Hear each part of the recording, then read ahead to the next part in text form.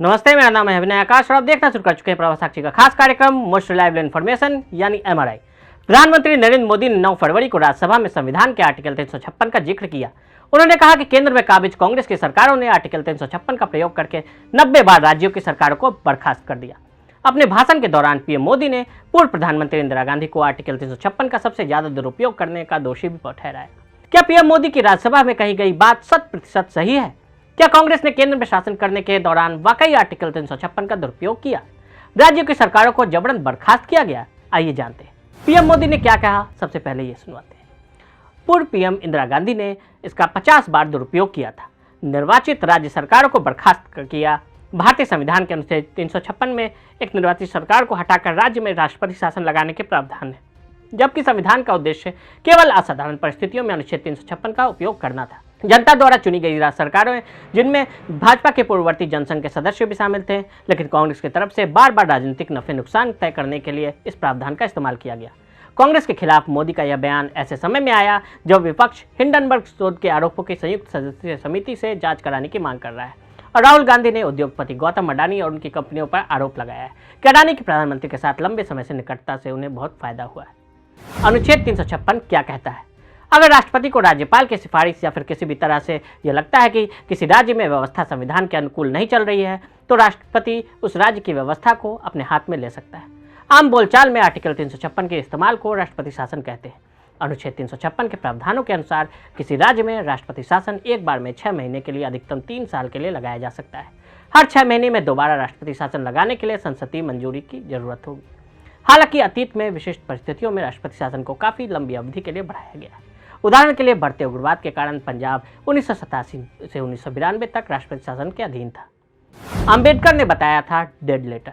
इस दौरान राज्य की पूरी मशीनरी केंद्र कैबिनेट की सिफारिशों के मुताबिक काम करती है, यानी कि अगर किसी राज्य में राष्ट्रपति शासन लगता है तो उस राज्य का पूरा दारोमदार केंद्र सरकार पर आ जाता है।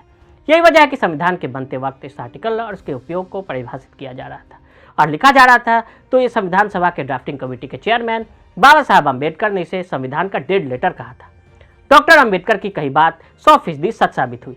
केंद्र की सरकारों ने अपनी अपनी राजनीतिक महत्वाकांक्षा की पूर्ति के लिए आर्टिकल 356 का दुरुपयोग करना शुरू किया। वर्तमान तारीख में 130 से ज्यादा बार ऐसे मौके आए जब केंद्र ने राज्यों को राष्ट्रपति शासन के हवाले कर दिया, जिसकी शुरुआत देश के पहले प्रधानमंत्री जवाहरलाल नेहरू से हुई थी। स्वतंत्र भारत में राजनीतिक हथियार के रूप में प्रावधान का उपयोग कैसे किया गया? केंद्र में कांग्रेस के दबदबे के दशकों के दौरान अनुच्छेद 356 का इस्तेमाल राज्यों में वामपंथी और क्षेत्रीय दलों की सरकारों के खिलाफ किया गया था।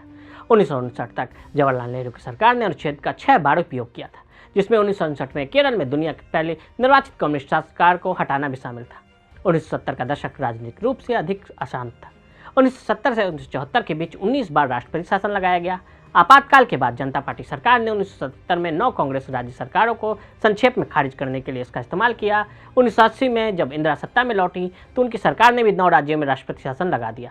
1992-93 में प्रधानमंत्री नरसिम्हा राव ने यूपी में कल्याण सिंह की सरकार के अलावा बाबरी मस्जिद के विध्वंस के मद्देनजर भाजपा की 3 सरकारों को बर्खास्त कर दिया। अनुच्छेद 356 के इस राजनीतिक दुरुपयोग को कैसे रोका गया? 1989 में केंद्र ने कर्नाटक में एस आर बोम्मई सरकार को बर्खास्त कर दिया। एस आर बोम्मई बनाम भारत संघ मामले में अपने फैसले में सुप्रीम कोर्ट ने अनुच्छेद 356 के प्रावधानों पर विस्तार से चर्चा की। 1994 में 9 न्यायाधीशों की पीठ ने अपने फैसले में उन विशिष्ट उदाहरणों पर ध्यान दिया जब राष्ट्रपति शासन लगाया जा सकता है और कब नहीं। अदालत ने कहा कि अनुच्छेद 356 को सरकार के भौतिक रूप से टूटने या त्रिशंकु विधानसभा होने की स्थितियों में लागू किया जा सकता है, लेकिन इसका उपयोग राज्य सरकार को सदन में बहुमत साबित करने का मौका दिए बिना नहीं किया जा सकता। फैसले के बाद से अनुच्छेद 356 के मनमाने इस्तेमाल पर काफी हद तक लगाम लगाई गई। तो आज हमने आपको आर्टिकल 356 के प्रयोग की कहानी बताई। आज के लिए इजाजत। ऐसी रिपोर्ट्स को देखने के लिए प्रभात साक्षी के साथ लगातार बने रहें। वीडियो को देखने के लिए फेसबुक और ट्विटर पर फॉलो करें। यूट्यूब पर प्रभात साक्षी को सब्सक्राइब करें।